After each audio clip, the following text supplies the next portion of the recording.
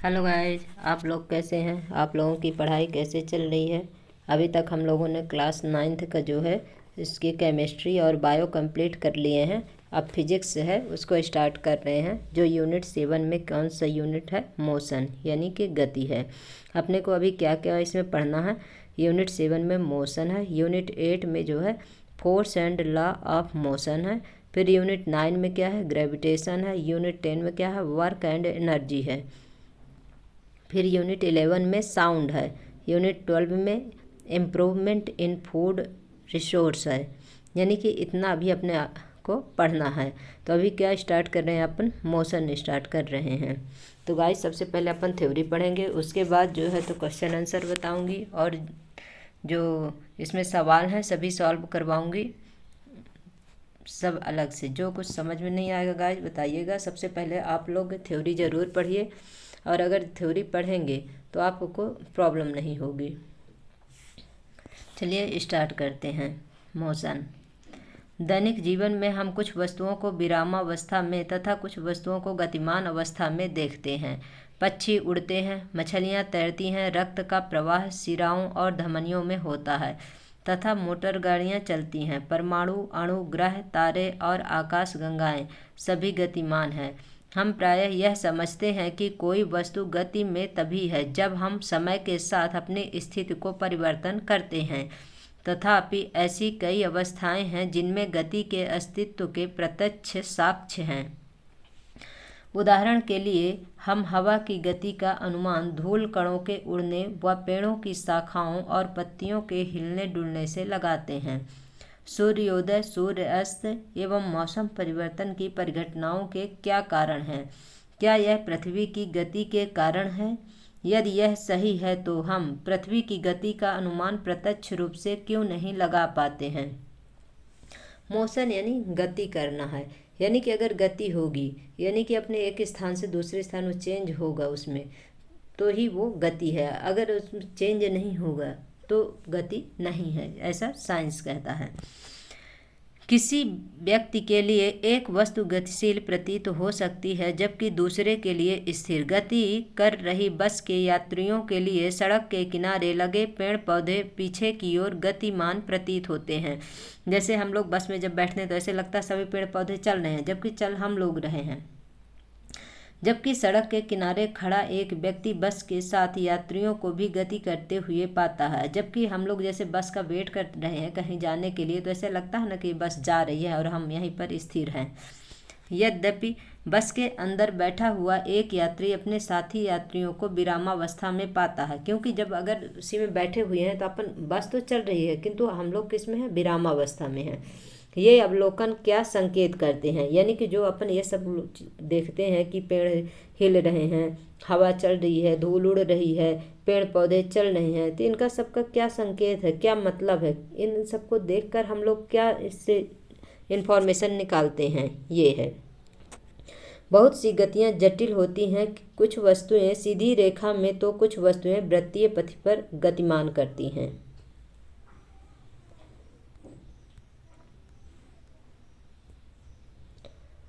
हो सकती है कुछ घूर्णन कर सकती हैं एवं कुछ कंपन कर सकती हैं। ऐसी भी स्थिति हो सकती हैं जिसमें ये क्रियाएं साथ साथ हों कि घूर्णन भी हो और कंपन भी हो। इस अध्याय में हम सबसे पहले सीधी रेखा में गतिमान वस्तुओं का वर्णन करेंगे। यानी कि जो सीधी रेखा में स्ट्रेट लाइन में जो गति करेंगे वस्तु, उनके बारे में अपन बात करेंगे। हम इस तरह की गति को साधारण समीकरणों और ग्राफों के माध्यम से व्यक्त करना भी सीखेंगे। बाद में हम वृत्तीय गति के बारे में चर्चा करेंगे। क्रियाकलाप। आपकी कक्षा की दीवार विरामावस्था में है या गति में चर्चा करें। यानी कि जो दीवार है वो क्या है, विरामावस्था में है कि जो है कि गति अवस्था में है। तो दीवार क्या है, विरामावस्था में है। फिर क्रियाकलाप 7.2 को देखिए। क्या आपने कभी अनुभव किया है कि रेलगाड़ी जिसमें आप बैठे हैं गति करती हुई प्रतीत होती है जबकि वास्तव में यह विरामावस्था में है? इस बिंदु पर चर्चा करें और विचारों का आदान प्रदान करें।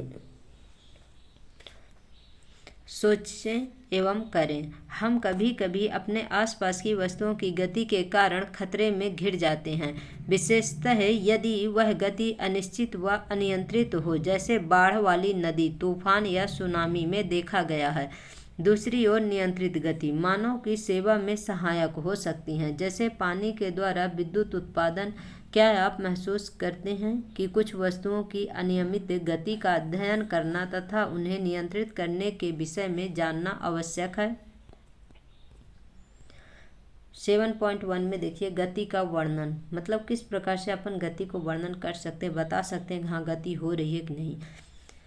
हम किसी वस्तु की स्थिति को एक निर्देश बिंदु निर्धारित कर व्यक्त करते हैं। आइए हम इससे एक उदाहरण के द्वारा समझें। माना किसी गांव में एक स्कूल रेलवे स्टेशन से 2 किलोमीटर उत्तर दिशा में है।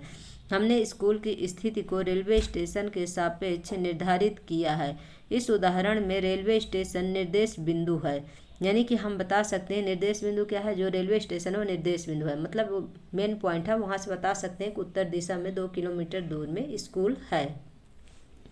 हम दूसरे निर्देश बिंदुओं का भी अपनी सुविधानुसार चयन कर सकते हैं।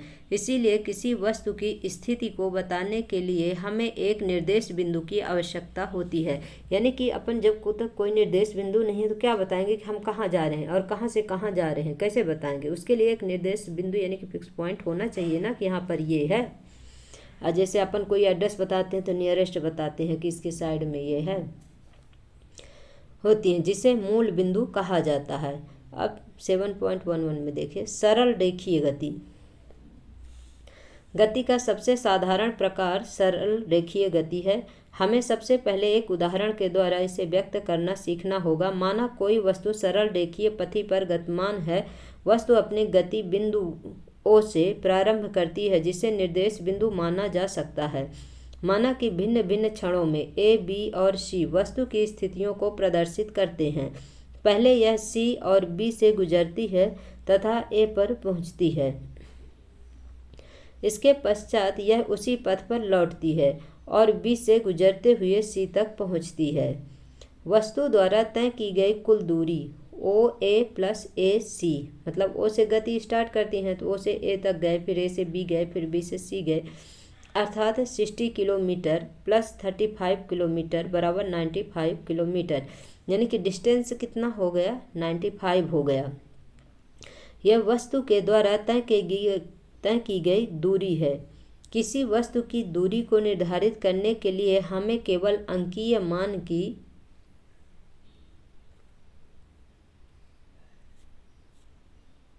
आवश्यकता होती है, न कि गति की दिशा की। कुछ ऐसी राशियां होती हैं जिन्हें केवल उनके अंकीय मान द्वारा व्यक्त किया जा सकता है। जैसे डिस्टेंस है तो उसको क्या है, डिस्टेंस के लिए मतलब उसके लिए अंक चाहिए, और जबकि डिस्प्लेसमेंट के लिए क्या चाहिए, दिशा भी निर्धारित होना चाहिए। किसी भौतिक राशि का अंकीय मान उसका परिमाण है। इस उदाहरण के द्वारा क्या आप वस्तु के प्रारंभिक स्थिति ओ से उसकी अंतिम स्थिति सी तक की दूरी ज्ञात कर सकते हैं? यह दूरी आपको ए से गुजरते हुए ओ से सी तक के विस्थापन का अंकीय मान देना होगा। वस्तु की प्रारंभिक व अंतिम स्थिति के बीच की न्यूनतम दूरी को वस्तु का विस्थापन कहते हैं। यानी कि जो डिस्प्लेसमेंट होता है वो क्या होता है, शॉर्टेस्ट पाथ होता है। यानी कि जो दो बिंदुओं के बीच की जो दूरी न्यूनतम दूरी होती है, सबसे छोटी शॉर्ट दूरी होगी, वही क्या है, डिस्प्लेसमेंट है, विस्थापन है। क्या विस्थापन का परिमाण वस्तु के द्वारा तय की गई दूरी के बराबर हो सकता है? चित्र 7.1 में दिए गए उदाहरण को लें। ओ से ए तक वस्तु की गति के लिए तय की गई दूरी 60 किलोमीटर है तथा विस्थापन का परिमाण भी 60 किलोमीटर है। ओ से ए तथा पुनः बी तक गति के दौरान तय की गई दूरी 60 kilometre plus 25 kilometre equal to 85 kilometre है, जबकि विस्थापन का परिमाण 35 किलोमीटर होगा। इसीलिए विस्थापन का परिमाण 35 किलोमीटर तय की गई दूरी 85 किलोमीटर के बराबर नहीं होगा। यानी कि विस्थापन क्या है, जो शॉर्ट्स मतलब कि दो बिंदुओं के बीच की दूरी जो सबसे न्यूनतम दूरी होगी, सबसे कम दूरी होगी, वही क्या है, विस्थापन है। पुनः हम देखेंगे कि गति के दौरान विस्थापन का परिमाण शून्य हो सकता है, यानी कि विस्थापन शून्य हो सकता है, किंतु दूरी जो है, डिस्टेंस जो है तो शून्य नहीं हो सकता है। परंतु तय की गई दूरी शून्य नहीं होगी। यदि हम मान लेते हैं कि वस्तु गति करते हुए पुनः ओ तक जाती है तो प्रारंभ स्थिति और अंतिम स्थिति आपस में मिल जाती हैं, अतः विस्थापन शून्य है। यद्यपि इस यात्रा में तय की गई दूरी O A plus A O equal to 60 kilometre plus 60 kilometre equal to 120 kilometre है। इस प्रकार ये देखे दिया हो, ओ से सी है, फिर सी से बी है, फिर बी से ए है। लेकिन जैसे अपन ओ से स्टार्ट करेंगे और ए तक जाएंगे तो डिस्टेंस इसका जो है तो पूरा काउंट होगा, किंतु इसका डिस्प्लेसमेंट जो है, इसका शॉर्ट्स पार्ट, जैसे कहने का मतलब ओ से ए तक गए और ए से वापस बी तक आ गए तो डिस्प्लेसमेंट क्या होगा, ओ से बी तक की दूरी ही डिस्प्लेसमेंट कहलाएगी। दो विभिन्न भौतिक राशियों दूरी एवं विस्थापन का प्रयोग वस्तु की पूरी गति प्रक्रिया को व्यक्त करने में तथा दिए गए समय में वस्तु की प्रारंभिक स्थिति के सापेक्ष अंतिम स्थिति ज्ञात करने में किया जाता है। क्रियाकलाप 7.3 में देखिए, 1 मीटर स्केल और एक लंबी रस्सी लीजिए। बास्केटबॉल कोर्ट के एक कोने से दूसरे कोने तक उसके किनारे से होते हुए जाएं। अपने द्वारा तय की गई दूरी और विस्थापन के परिमाण को मापें। दोनों भौतिक राशियों के मापन में आप क्या अंतर पाते हैं?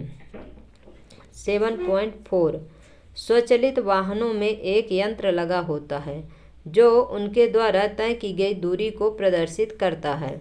इस यंत्र को ओडोमीटर कहते हैं। एक कार को भुवनेश्वर से नई दिल्ली ले जाया जाता है। ओडोमीटर के अंतिम पाठ्यांक और प्रारंभिक पाठ्यांकों के बीच का अंतर क्या है? 1850 किलोमीटर है। भारत के सड़क मानचित्र की सहायता से भुवनेश्वर तथा नई दिल्ली के बीच के विस्थापन के परिमाण को ज्ञात करें।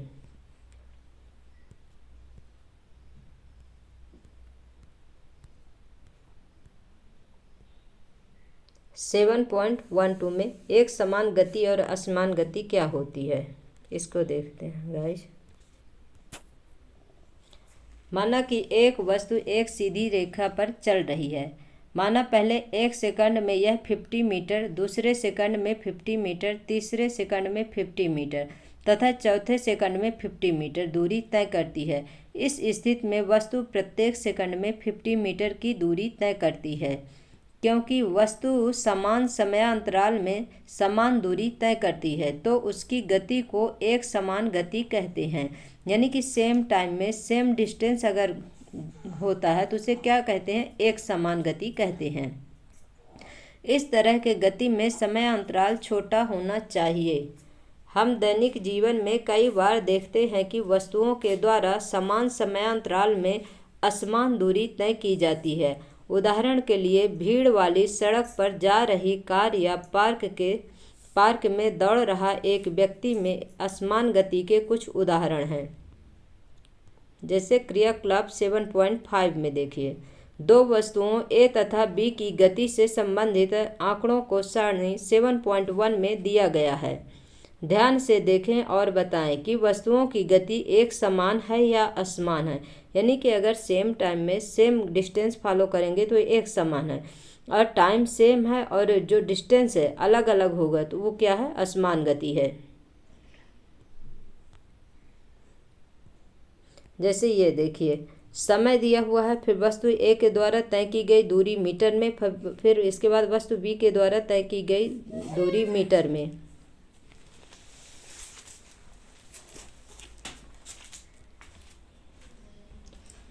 जैसे 9:30 AM से चलने पर 10 ए वस्तु जो है तो 10 मीटर चलती है, फिर बी के द्वारा तय की गई दूरी कितना है? 12 है। इस प्रकार से क्या है इसमें देखिए, फिर 9:45 में 20 है, इधर 19 है, फिर 10 AM में इधर 30 है, इधर 23 है, फिर 10:15 में इधर 40 है और इधर जो है 35 है। 10:30 AM में 50 है इधर, और इधर जो है तो 37 है। फिर 10:45 AM में 60 है, इधर 41 है। फिर 11 AM में जो है तो 70 और 44 है। इस प्रकार से क्या है, ए द्वारा जो तय की गई दूरी है तो क्या है, इसमें जो है तो सेम टाइम और सेम डिस्टेंस है, तो ये क्या है, एक समान गति है। और बी के द्वारा जो तय की गई दूरी है, टाइम तो सेम है किंतु इसकी जो गति है वो क्या है, अलग अलग है। इस प्रकार से क्या है, समान गति जो होती है वो सेम टाइम पर सेम डिस्टेंस को फॉलो करता है, और जबकि जो असमान गति होती है वो जो है तो सेम टाइम रहेगा किंतु उसका जो डिस्टेंस है, जो गति है वो असमान रहेगा, अलग अलग रहेगा। गति के दर का मापन, जैसे अपन देखा ओडोमीटर का यूज किस में होता है, स्पीडोमीटर का यूज किस में होता है, ये सब इसमें बताया गया है। इस प्रकार से देखिए, चित्र 7.2 में दी गई स्थिति को देखें और चित्र 7.2A में यदि गेंद की गति 143 किलोमीटर प्रति हावर्स है तो इसका क्या अर्थ है। चित्र 7.2 में दिए गए साइन बोर्ड से आप क्या समझते हैं। ये जो साइन बोर्ड दिया हुआ है तो इसमें से क्या समझते हैं, इसमें से बताया गया कि कितने किलोमीटर प्रति हावर्स की गति से गाड़ी गति कर रही है। किसी दी गई निश्चित दूरी को तय करने के लिए अलग अलग वस्तुएं अलग अलग समय लेंगी।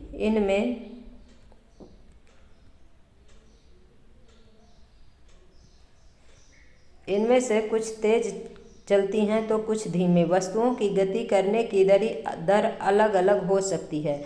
अलग अलग वस्तुएं समान दर से भी गति करती हैं। वस्तु द्वारा इकाई समय में तय की गई दूरी के उपयोग से उस वस्तु की गति की दर प्राप्त की जा सकती है। इस राशि को चाल कहते हैं, चाल या स्पीड कहते हैं। चाल का मात्रक मीटर प्रति सेकंड है। इसको आप लोग नोट कर लीजिएगा। जैसे चाल का मात्रक क्या होता है तो मीटर पर सेकंड होता है, चिन्ह द्वारा प्रदर्शित की जाती है। चाल का अन्य मात्रक सेंटीमीटर प्रति सेकंड होता है, यानी कि दोनों को नोट करना है अपने को।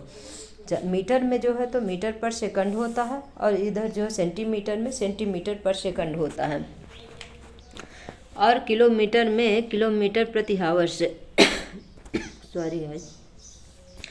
वस्तु की गति को व्यक्त करने के लिए हमें केवल उसके परिमाण की आवश्यकता होती है।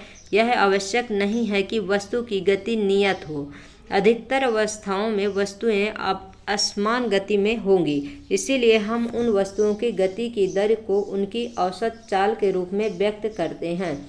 वस्तु की औसत चाल उसके द्वारा तय की गई कुल दूरी को कुल समयावधि से भाग देकर प्राप्त की जा सकती है। यानी कि जो इसकी स्पीड है तो औसत चाल जो है तो कैसे निकालेंगे, इसकी तय की गई कुल दूरी यानी कि टोटल जो इसका जो दूरी है, डिस्टेंस है, और टोटल जो टाइम है उसको भाग दे करके क्या निकालते हैं, औसत चाल निकालते हैं। गाइस, जब आप लोग इस चैप्टर को पढ़ें तो कॉपी पेन रखें और इसमें जैसे स्पीडोमीटर का काम क्या है, ओडोमीटर का कार्य क्या है, और किसका कौन सा फार्मूला है। जैसे इसको मीटर पर सेकंड स्क्वायर से स्पीड को बोलते हैं, फिर सेंटीमीटर में मीटर पर सेकंड इन्वर्स से, और इसको फिर सेंटीमीटर प्रति सेकंड इन्वर्स से। इस प्रकार से इनके जो मात्रक होते हैं इनको भी नोट करते जाइएगा आप लोग। यदि एक वस्तु t समय में यस दूरी तय करती है, यानी कि जो डिस्टेंस को क्या है, स्पीड को यस से डिनोट करते हैं, तो इसकी चाल क्या होगी। अब इसकी चाल निकालना है तो इसके जो है चाल निकालने के लिए यस अपन टी मतलब कुल इसकी दूरी जो है बटे जो है तो टाइम, और इसके जो है तो औसत चाल बराबर दूरी अपन टाइम हो जाएगा, यानी कि जो टोटल डिस्टेंस अपन टोटल टाइम हो जाएगा। आइए इसे उदाहरण के द्वारा समझें। एक कार को 2 हावर्स में 100 किलोमीटर की दूरी तय करती है तो इसकी औसत चाल 50 किलोमीटर प्रति हावर्स है। कार पूरे समय 50 किलोमीटर प्रति हावर्स की चाल से नहीं चली होगी। कुछ समय यह इससे अधिक तो कुछ समय इससे कम चाल से चली होगी। यानी कि कोई ज़रूरी नहीं है। तो इसके मतलब क्या है, ये असमान गति है। मतलब ये नहीं है कि जैसे 1 हावर्स में 50 चली तो फिर नेक्स्ट 1 हावर में 50 चली, कभी ज़्यादा कभी कम चली। फिर जैसे एग्जाम्पल के लिए एक सवाल दिए हैं, बाकी मैं सवाल वैसे भी अलग से सबकी करवाऊंगी आप लोगों को, जब आंसर क्वेश्चन करवाऊंगी तो एग्जाम्पल के सवाल भी सभी सॉल्व करवाऊंगी। 7.1 में एक वस्तु 16 मीटर की दूरी 4 सेकंड में तय करती है तथा पुनः 16 मीटर की दूरी 2 सेकंड में तय करती है, तो वस्तु की औसत चाल क्या होगी। अब औसत चाल निकालने का फार्मूला सबसे पहले बनना चाहिए कि टोटल औसत चाल is equal to total distance upon total time होता है।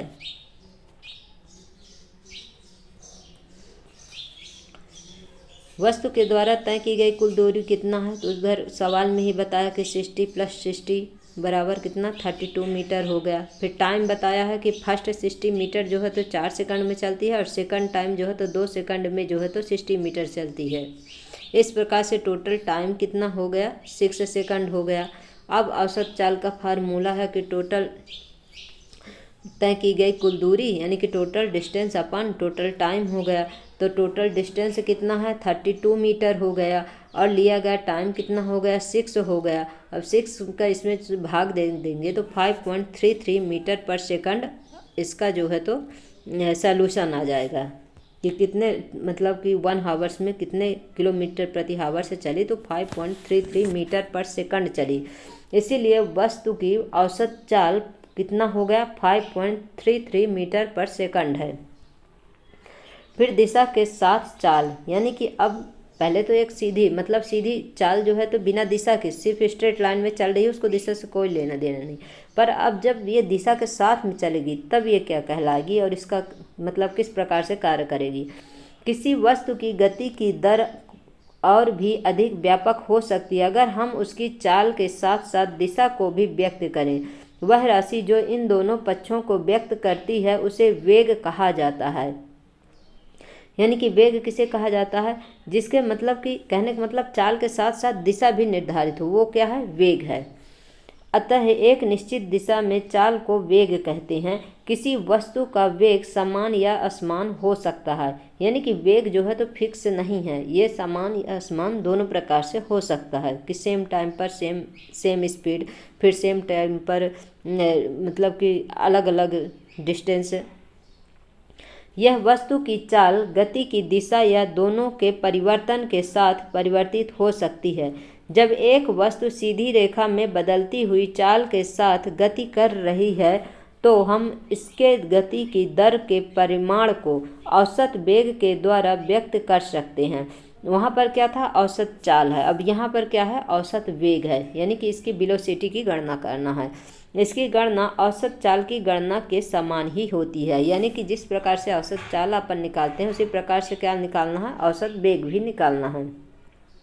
यदि वस्तु का वेग समान रूप से परिवर्तित हो रहा है तब दिए गए प्रारंभिक वेग और अंतिम वेग के अंकगणितीय माध्य के द्वारा औसत वेग प्राप्त किया जा सकता है। यानी वेग निकालने के लिए क्या है, जो अंतिम वेग है और प्रारंभिक वेग दोनों के माध्य निकालेंगे और उसके बाद जो टाइम रहेगा उसका जो है तो भाग देंगे, यानी कि जाना प्लस आना, यानी दोनों प्रारंभिक और अंतिम अपॉन 2। औसत वेग बराबर इसका फार्मूला नोट कर लीजिएगा कि प्रारंभिक वेग प्लस अंतिम वेग, दोनों को जो प्रारंभिक वेग होगा और अंतिम वेग होगा अपॉन 2 हो जाएगा। फिर इसके बाद जो है तो इसमें औसत वेग एवरेज वेलोसिटी को कैसे, u + v अपॉन 2, यानी कि प्रारंभिक वेग को किससे, u से और अंतिम वेग को किससे, v से, अपॉन 2 हो जाएगा। जहाँ वेलोसिटी यानी कि जो इसका औसत वेग है, u क्या है, प्रारंभिक वेग है तथा v वस्तु का अंतिम वेग है, इसीलिए u + v अपॉन 2। अंतिम चाल का वेग दोनों का मात्रक समान होता है, यानी कि मीटर पर सेकंड इनवर्स इसका वेग का भी होता है और चाल का भी होता है, इसलिए दोनों का मात्रक ध्यान में रखिएगा, आप लोग लिख लीजिएगा, वेग का और जो चाल का है दोनों का समान होता है। चाल तथा वेग का जो मात्रक है मीटर पर सेकंड इनवर्स होता है या मीटर सेकंड होता है।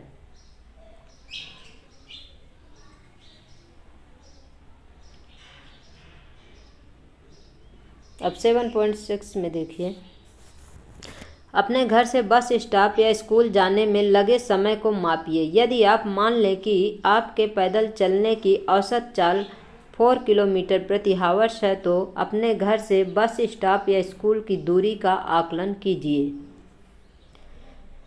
7.7 में, जब आसमान में बादल छाए होते हैं तो बिजली के चमकने और बादलों के गरजने की क्रिया बार बार हो सकती है। पहले बिजली की चमक दिखाई देती है, उसके कुछ समय पश्चात बादलों की गरजने की ध्वनि आप तक पहुंचती है। क्या आप बता सकेंगे ऐसा क्यों होता है? इनके बीच के समय अंतराल को एक डिजिटल कलाई घड़ी या स्टॉप घड़ी से मापें। बिजली की चमक के निकटतम बिंदु की दूरी का परिकलन कीजिए। वायु में ध्वनि की चाल 346 मीटर पर सेकंड है। तो क्वेश्चन आंसर आप लोगों को बाद में कराऊंगा। आप लोगों को क्लास कैसी लगी, इसके जो नेक्स्ट पार्ट है अगले वीडियो में बनाऊंगी। Thank you so much guys.